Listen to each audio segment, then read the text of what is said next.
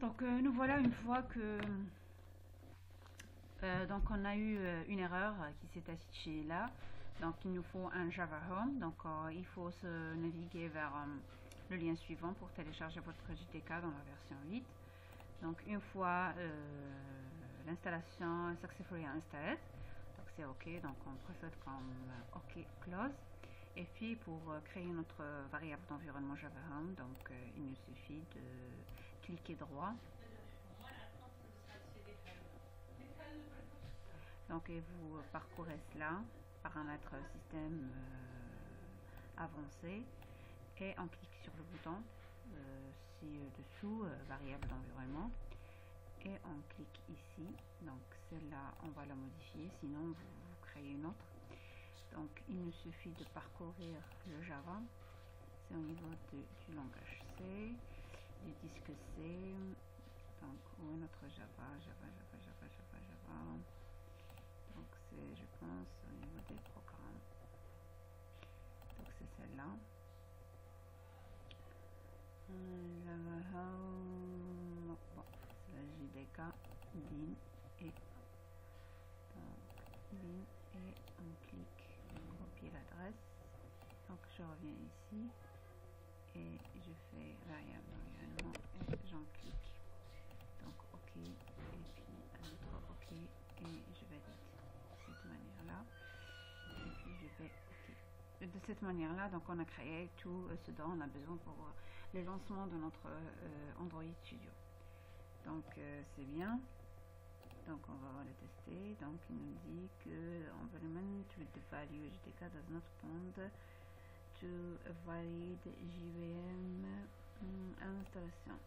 Donc je vais le reprendre et puis je reviens. Donc concernant le paramétrage de votre variable d'environnement Java Home, donc vous devez l'installer comme vous le voyez.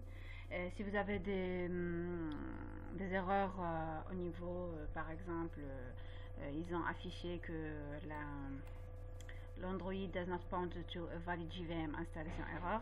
Donc je vous invite à installer le 1.7 pour ce Android Studio. Donc et vous le pointez. Donc vous ne pointez pas sur le bin, le fichier bin, mais seulement vers le fichier JDK 1.7.0.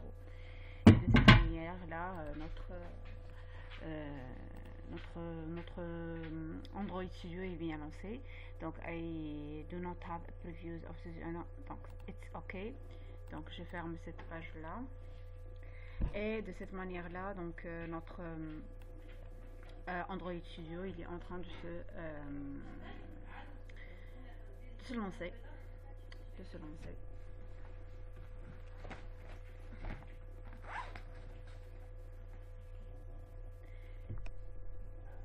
Donc on va le voir par la suite, la page d'accueil. Donc le pare-feu, donc j'autorise l'accès d'Android Studio.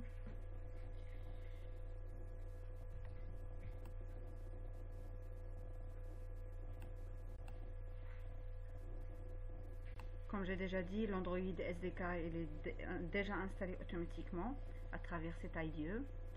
Donc on sélectionne du User Interface, donc vous faites le Next.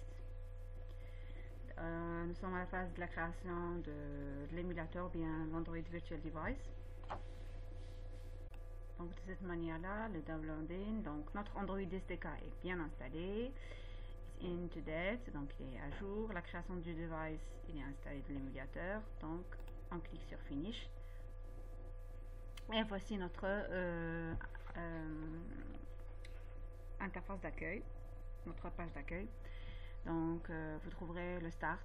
Donc ça, c'est pour commencer à nouveau, la création d'un nouveau projet, ouvrir un projet déjà existant, importer un exemple de code Android, checkout project from version control, c'est-à-dire l'importation d'un projet Android à partir d'un système de contrôle de version. Donc l'import d'un projet qui a été élaboré au niveau de l'Eclipse Editor vient de Gradle, la configuration et le how to do. Donc on va naviguer au niveau du configure. Donc vous trouvez déjà le SDK